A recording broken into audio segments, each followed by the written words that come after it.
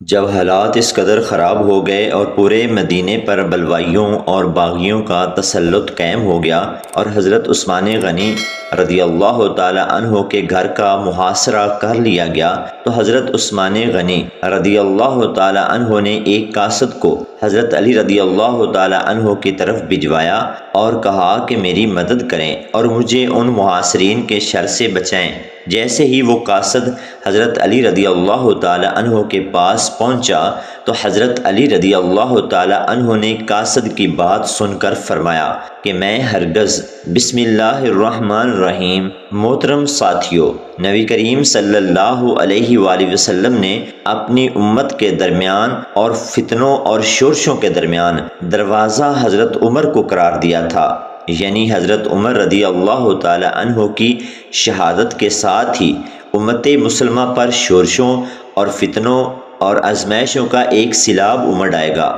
اور وہی ہوا۔ نبی صلی اللہ علیہ وآلہ وسلم کی فرمائی ہوئی بات سچ ثابت ہوئی، اور حضرت عمر فاروق رضی اللہ تعالی عنہ کی شہادت کے بعد جب حضرت عثمان غنی نے منصب خلافت سنبھالا تو منافقین نے اپنی چالیں چلنا شروع کر دی۔ دوسری جانب حضرت عثمان غنی رضی اللہ تعالی عنہ کی جانب سے بھی کچھ اجتہادی خطائیں سامنے آئیں، جنہوں نے حالات کو خراب کرنے میں مزید جلتی پر تیل کا کام کیا۔ حضرت عثمان غنی رضی اللہ تعالی عنہ کی جانب سے سب سے پہلی اجتہادی غلطی سامنے آئی، وہ یہ تھی کہ انہوں نے مروان بن حکم اور اس کے باپ حکم بن عاص کو، جو کہ عثمان غنی کا سگا چچا بھی تھا، ان دونوں باپ بیٹوں کو نبی صلی اللہ علیہ وآلہ وسلم نے لعنت فرما کر مدینے سے باہر نکال دیا تھا، اور پھر پہلے دونوں خلفائے راشدین ابو بکر صدیق رضی اللہ تعالی عنہ اور عمر فاروق رضی اللہ تعالی عنہ نے ان دونوں باپ بیٹوں کو نبی صلی اللہ علیہ وآلہ وسلم کے وصال با کمال کے بعد بھی مدینہ بدر ہی رکھا اور ان کو مدینہ واپس آنے کی اجازت نہ دی۔ لیکن عثمان غنی رضی اللہ تعالی عنہ نے رشتہ داری کی بنا پر نبی صلی اللہ علیہ وآلہ وسلم کے فرمان کی خلاف ورزی کرتے ہوئے دونوں باپ بیٹوں کو مدینہ بلا لیا اور مروان کو اپنی خلافت میں اہم عہدہ بھی دے دیا، جس کا خمیازہ بعد میں حضرت عثمان غنی کو بھگتنا پڑا کہ اس نے حضرت عثمان غنی کی طرف سے ملنے والے اختیارات کا ناجائز فائدہ اٹھا کر ان کی خلافت اور حکومت کے لیے بے پناہ مشکلات کھڑی کر دی تھی۔ دوسری سب سے بڑی اجتہادی غلطی جو عثمان غنی رضی اللہ تعالی عنہ سے سرزد ہوئی، انہوں نے اپنے رضائی بھائی ابن سرہ کو مصر کا گورنر بنا کر مصر بھیج دیا، جس نے مصر میں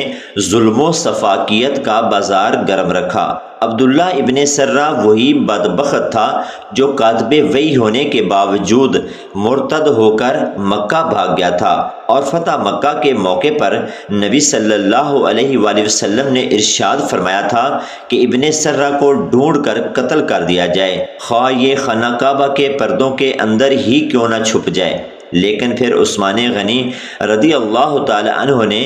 نبی صلی اللہ علیہ وآلہ وسلم سے اس کی معافی کی سفارش کی تھی، جس کو نبی صلی اللہ علیہ وآلہ وسلم نے قبول تو کر لیا تھا، لیکن آپ ابن سرہ سے ناراض ہی رہے۔ کچھ شرپسند عناصر آج بھی اس بات کا ڈنڈورا پیٹتے ہیں کہ عثمان غنی رضی اللہ تعالی عنہ کی شہادت کے پیچھے حضرت علی المرتضیٰ رضی اللہ تعالی عنہ کا ہاتھ تھا، کیونکہ حضرت علی رضی اللہ تعالی عنہ نے عثمان غنی کے قاصد کے جواب میں ان کی مدد کرنے کی بجائے خود کو اپنے گھر میں بند کر لیا، جبکہ تمام تاریخ دانوں کا اور مستند مفسرین کا اس بات پر اجماع ہے کہ حضرت علی رضی اللہ تعالی عنہ نے خود کو اپنے گھر میں بند نہیں کیا تھا، بلکہ بلوائیوں اور باغیوں نے تمام صحابہ کرام علیہ اجمعین کے گھروں کا محاصرہ کر لیا تھا، ان کو گھروں میں نظر بند کر دیا تھا۔ یہی وجہ تھی کہ حضرت علی رضی اللہ تعالی عنہ عثمان غنی کا قاصد ملنے کے باوجود ان کی مدد کے لیے نہ جا سکے، لیکن حضرت علی رضی اللہ تعالی عنہ نے اپنے فرزند امام حسن علیہ السلام کو حضرت عثمان غنی کے دروازے پر ان کی حفاظت کے لیے مامور کیا تھا۔ اور باغیوں اور بلوائیوں سے لڑتے ہوئے امام حسن علیہ السلام زخمی بھی ہوئے تھے، جو کہ اس بات کا ثبوت ہے کہ حضرت علی رضی اللہ تعالی عنہ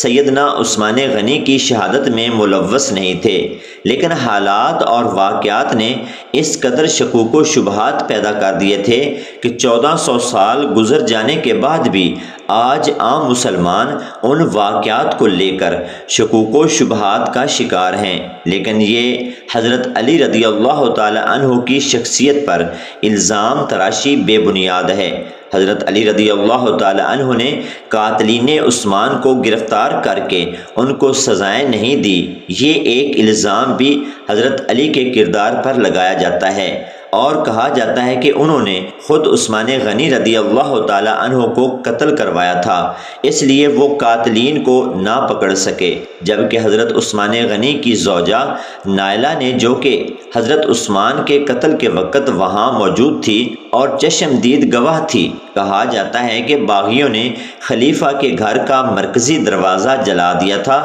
محمد بن ابو بکر صدیق گھر کے عقبی دیوار سے گھر کے اندر داخل ہوئے اور خلیفہ عثمان بن عفان، جو اس وقت قرآن پاک کی تلاوت کر رہے تھے، ان کے پاس صرف ان کی بیوی تھی۔ محمد بن ابو بکر نے خلیفہ کی داڑھی پکڑ لی تو خلیفہ نے ان کو ان کے والد ابو بکر صدیق کا حوالہ دیا، تو محمد بن ابی بکر نے داڑھی چھوڑ دی اور گھر سے نکل گئے، لیکن دیگر لوگوں نے خلیفہ کو قتل کر دیا۔ اس دوران میں خلیفہ کی بیوی کی ہاتھ کی انگلیاں کٹ گئی۔ حضرت عثمان غنی کے قاتل 2 لوگ تھے، جن میں تیسرے حضرت ابو بکر صدیق کے بیٹے تھے، لیکن وہ حضرت عثمان غنی کے قتل میں ملوث نہ تھے، بلکہ وہ ان کے قتل ہونے سے پہلے وہاں سے جا چکے تھے، اور دوسرے 2 آدمیوں نے حضرت عثمان غنی کو قتل کر دیا تھا۔ وہ 2 آدمی کون تھے ان کا پتہ نہ چل سکا، لیکن حضرت عثمان غنی رضی اللہ تعالی عنہ کی زوجہ نے اس بات کی تصدیق کی تھی کہ قاتلین میں کوئی بھی صحابی شامل نہ تھا، بلکہ وہ منافقین باغیوں کا گروہ تھا جو حضرت عثمان کو قتل کرنے کے لیے آیا تھا۔ حضرت علی کرم اللہ وجہ الکریم نے خلافت پر قبضہ جمانے کے لیے حضرت عثمان غنی رضی اللہ تعالی عنہ کو قتل کروا دیا تھا۔